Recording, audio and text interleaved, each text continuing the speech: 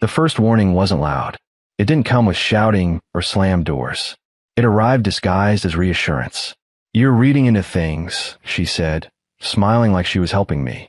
"Please don't do this to yourself." Her name was Claire Whitmore, and for 11 years, she had been my home. I'm Aaron Whitmore. Not dramatic, not reckless, not the kind of man who jumps at shadows. I built my life on routines. Early mornings, black coffee, commutes that blurred into muscle memory, a job in commercial property management that rewarded patience more than instinct. That's why what happened next unsettled me so deeply. Claire hadn't changed overnight. That would have been easy to spot. She changed in inches. She began guarding her phone like it contained a fragile secret, not hiding it, just angling the screen away, turning notifications silent, smiling at messages she didn't explain. Her evenings stretched longer. Work dinners, she said. Brainstorming sessions. She started dressing differently for those nights. Nothing extreme, just intentional. Like she wanted to be remembered. I told myself I was being paranoid. I told myself marriage sometimes goes quiet before it gets better. Until Jonah Reed became a name I heard too often. Jonah was introduced casually. A longtime friend, she said. Someone I trust. He was charismatic in that effortless way. Not loud. Not pushy. He remembered details. Asked questions. Treated Claire like she was fascinating, even when she talked about ordinary things. The first time he came up in conversation, I shrugged it off. By the 10th time, my chest tightened every time she said his name. One night, while loading the dishwasher, I finally asked, "Why does he text you this late?" She didn't look up. "Because adults have conversations, Aaron." There was no anger in her voice. That was the part that stung. She spoke like a teacher correcting a confused student. "You don't trust me?" she asked. The question wasn't curiosity. It was a trap. I hesitated, and in that pause, something shifted between us. "You're letting fear invent stories," she added softly. "Jonah is like family. Please stop turning nothing into something." I nodded, but my instincts didn't. What people don't talk about is how betrayal lives in routines. Claire still kissed me goodbye in the mornings. Still asked what I wanted for dinner. Still laughed at the same shows. But intimacy faded in quiet ways. Conversations shortened. Touch became automatic instead of intentional. And I began to feel like a guest in my own life. The night that changed everything wasn't dramatic. It was painfully ordinary. Claire fell asleep early on the couch, her phone slipping from her hand. The screen lit up. No name saved, just a number. Wish tonight didn't have to end. I didn't open the message. I didn't need to. I sat there, the house humming softly around me, and understood something with unsettling clarity. She wasn't lying badly. She was lying comfortably. The next morning, while she sang in the shower like a woman with nothing to hide, I searched quietly and found a private investigator across town. His name was Miles Porter, former detective, calm demeanor, sharp eyes. "I don't need drama," I told him. "I need certainty." He nodded once. "Then be prepared for answers you can't unsee." That was the day I stopped guessing, and the day my marriage began telling the truth, whether Claire wanted it to or not. Once the decision was made, I didn't rush anything. That surprised even me. People imagine revenge as something explosive, raised voices, impulsive confrontations, dramatic exits. But real power comes from restraint, from watching, from letting people reveal themselves while they believe they're still in control. I didn't change my behavior. That was the first rule I gave myself. I still woke up before sunrise, still brewed my coffee the same way, still asked Claire how her day would look, and listened carefully to the parts she chose to share, and the parts she didn't. She grew more relaxed when she realized I'd stopped questioning her. That should have hurt more than it did. Instead, it confirmed something I wasn't ready to admit out loud yet. Miles Porter worked quietly. No flashy updates. No constant calls. Just a short message every few days. "I'm tracking patterns." Patterns. That word followed me everywhere. At work, I noticed how often Claire's schedule aligned with Jonah's availability. How her late nights coincided with days she came home lighter, almost buoyant. She laughed more those nights, slept deeper. Meanwhile, I felt like I was living beside my own shadow. One evening, while we ate dinner in near silence, she reached for my hand. "You've been distant," she said. "Are you okay?"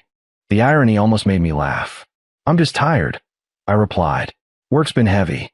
She squeezed my hand gently. We'll plan a getaway soon. Just us. That promise stayed suspended between us, untouched like so many others. Miles called exactly 2 weeks after we first met. Can you come by tomorrow morning? He asked. Bring time. You'll want it. He didn't explain further. I barely slept that night. Not from panic, but from anticipation. My mind replayed every small moment from the past year, rearranging them with new suspicion. What once looked like coincidence now felt deliberate. When I arrived at his office, Miles didn't greet me with sympathy. He slid a folder across the desk. Inside were timestamps, locations, photos taken from a respectful distance. Claire and Jonah leaving a downtown wine bar together. Claire's car parked overnight in a private garage. On a night she told me she stayed late at the office. The two of them entering the same building, hours apart, like people who understood discretion. The images weren't explicit. They didn't need to be. What matters isn't just what they did, Miles said calmly. It's how long they've been doing it. He tapped the folder. 8 months. 8 months. I stared at the photos, feeling a strange stillness settle over me. Not heartbreak. Not rage. Something colder. She told me I was imagining things. I said, they usually do. Miles replied. There it was, the quiet confirmation I'd been bracing for. What shocked me most wasn't the betrayal. It was the planning. Claire hadn't fallen into something accidentally. This wasn't a moment of weakness or confusion. She had rearranged her life around Jonah, built excuses, adjusted routines, learned how to lie with warmth. Miles showed me messages, carefully obtained. Nothing explicit, but full of intention. I feel more like myself with you.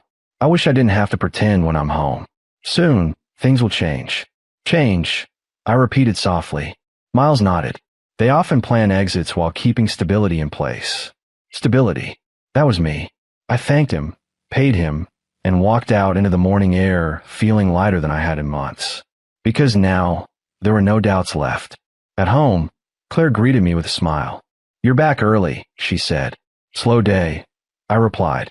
She kissed my cheek, warm, familiar, practiced. I realized then that confronting her immediately would be a mistake. Not because I was afraid, but because I wanted her comfortable, confident, unaware. Revenge doesn't begin with exposure. It begins with patience. Over the next few weeks, I watched her closely, not with desperation, but with clarity. I noticed how she talked about Jonah less when she felt secure, how she casually dismissed him as busy when she sensed no threat from me. I noticed how she leaned into my routine, using it as cover. I played my role well. I started agreeing more, asking fewer questions, smiling when she left late. I even suggested she invite Jonah to her birthday dinner. Her eyes widened, just slightly. Are you sure? She asked. Why wouldn't I be? I said calmly. He's important to you. She hugged me, relief in her breath. Thank you for trusting me. Trust. That word tasted different now. Meanwhile, I prepared. Not recklessly, not cruelly, carefully. I gathered what I needed. Not just evidence, but context. Dates. Timelines. Moments that would speak for themselves without me saying a word. This wasn't about humiliation. It was about truth. I didn't want shouting. I wanted silence. The kind of silence that falls when a room realizes it's been lied to. By the time Claire's birthday approached, she was glowing, confident, certain she had balanced everything perfectly. She had no idea that the story she'd written for months was about to be read aloud. And when it was, there would be no way to edit it. The night of Claire's birthday arrived wrapped in confidence. Hers, not mine. She stood in front of the mirror adjusting her earrings, smiling at her reflection like a woman who believed she had everything under control. I watched from the doorway, noticing how calm she seemed. That calm told me more than words ever could. You're quiet, she said, glancing at me. Just enjoying the moment, I replied. She leaned in and kissed me, soft and familiar. For a brief second, I wondered who she thought she was kissing. The husband who shared her home, or the man she believed would never challenge her version of reality. The restaurant buzzed with energy. Warm lighting, low music, a long table filled with laughter and raised glasses. Friends from work, her parents, a few distant relatives. And, exactly where she wanted him, Jonah Reed sat across from her, relaxed, smiling like he belonged there. When Claire introduced him to someone new, she did it smoothly. This is Jonah, An old friend. Old friend. He nodded at me, polite and confident. Good to finally meet you properly, Aaron. Likewise, I said, holding his gaze just long enough to let him wonder what I knew. And then breaking it. Dinner unfolded like theater. Stories were told. Toasts were made. Claire basked in attention, glowing under it. She laughed easily, touching Jonah's arm once or twice, without realizing anyone could notice. But I noticed everything. I waited. Timing mattered. When dessert plates arrived, and the room relaxed into comfort, I stood. I've got something planned, I said, my voice steady. A small surprise for Claire. Applause followed. Someone cheered. Claire's eyes lit up. You didn't have to, she said. I wanted to, I replied. I nodded toward the server, who dimmed the lights slightly. Then I turned on the screen behind me. The first image appeared quietly. A timestamp. A location. Claire's smile tightened, but she didn't panic yet. Not until the second image appeared. Then the third. The room grew still. Someone shifted in their chair. A fork clinked against a plate. Jonah's posture stiffened. What is this? Claire asked softly, her voice cracking around the edges. I didn't answer. The images continued, each one spaced carefully. Enough time to absorb. Enough time for the truth to settle. Claire and Jonah leaving a restaurant together late at night. Entering the same building, hours apart. Her car parked overnight when she'd claimed to be working. No, she whispered. Aaron, stop. I finally spoke. For months, I said calmly, I was told I was imagining things. Her mother looked between us, confused. Claire. Jonah stood abruptly. This isn't appropriate. I turned to him, my voice even. Sit down. He did. I pressed play on the final clip. A simple timeline. No accusations. No narration. Just facts lining up one after another. The silence that followed was suffocating. Claire's face had drained of color. Her hands trembled as she reached for me, but stopped halfway. I can explain, she said, desperation creeping in. It's not what it looks like. That line. I'd heard it 1,000 times in my head. You already explained, I replied quietly. Every time you told me I was wrong. Her father spoke next, voice sharp. Is this true? Claire opened her mouth and closed it again. Jonah finally stood. This is between adults, he said, defensive now. You didn't have to make it public. I met his gaze. You didn't have to make it secret. The room murmured. Shock rippled through the table like a wave. Claire collapsed in her chair, covering her face. Tears came, but they didn't move me. Not because I was heartless. Because I'd already mourned the version of her I loved. I looked around the table. I didn't do this to punish anyone, I said. I did it to stop pretending. I turned to Claire. You were right about one thing, I added. I wasn't imagining anything. I picked up my jacket. I'm leaving now, I said. The rest is up to you. And with that, I walked out, leaving behind a room full of truths that couldn't be gathered back up. I didn't feel powerful when I walked out of that restaurant. I felt hollow, like a room that had finally been emptied after holding too much for too long. The night air hit my face as soon as the doors closed behind me. Cars moved past, people laughed on nearby sidewalks, and somewhere inside that building, my wife was facing a truth she'd spent months burying under calm smiles and soft lies. My phone vibrated in my pocket before I even reached my car. Claire.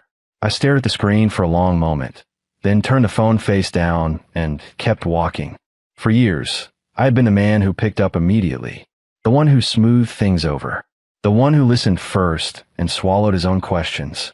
That night, for the first time, I chose silence, not as punishment, but as protection. When I got home, the house felt unfamiliar, not because anything had changed, but because I finally saw it clearly. The framed photos, the shared furniture, the quiet corners where conversations used to live. I sat on the edge of the couch and exhaled slowly, feeling the weight of everything I'd been holding finally release. I didn't sleep much. My mind replayed moments, not the betrayal itself, but the times I had doubted myself, the times I'd apologized for asking reasonable questions, the times I'd accepted reassurance when my instincts had been screaming. By morning, clarity replaced exhaustion. Claire came home just after sunrise. Her confidence was gone. Her shoulders slumped. Her eyes were swollen from crying. Not the quiet, private kind, but the kind that comes after realization hits too hard to avoid. I didn't think you'd leave like that, she said softly. I didn't think you'd lie like that, I replied. We sat opposite ends of the kitchen table, the same place where we'd once planned trips, argued about paint colors, and talked about the future like it was guaranteed. I didn't mean to hurt you, she said. I know, I replied. You just meant to protect yourself. That landed harder than anger ever could. She admitted things slowly, not dramatically, not defensively. She spoke like someone who had finally run out of excuses. She said she'd felt invisible. That Jonah made her feel admired. That the attention had started harmlessly, then quietly crossed lines she pretended not to notice. She said she convinced herself I was distant, that our marriage was already fading, that she wasn't really doing anything wrong. I listened. I didn't interrupt, not because her words fixed anything, but because understanding helped me let go. What do you want now? She asked, her voice barely steady. I folded my hands and met her eyes. I want honesty, I said, and distance. She nodded slowly, like she already knew that was the only answer. The separation wasn't dramatic. There were no shouting matches, no scenes, just logistics, conversations that felt clinical compared to the life we'd shared. Some friends reached out with concern. Others avoided me completely. I learned quickly who valued truth and who valued comfort. Jonah tried calling once. I didn't answer. There was nothing left to say. From what I later heard, their connection didn't survive exposure. It rarely does. Secrets feel exciting until they're forced into daylight. That realization didn't bring me satisfaction. What brought me peace was watching myself change. I started reclaiming parts of my life I'd slowly abandoned. I returned to the gym, not to punish my body, but to feel grounded again. I reconnected with coworkers I'd distanced myself from. I took a project I'd been hesitant to lead and owned it completely. Each small decision rebuilt something inside me. There were nights when loneliness crept in quietly. Nights when the house felt too large. Nights when memories resurfaced without warning.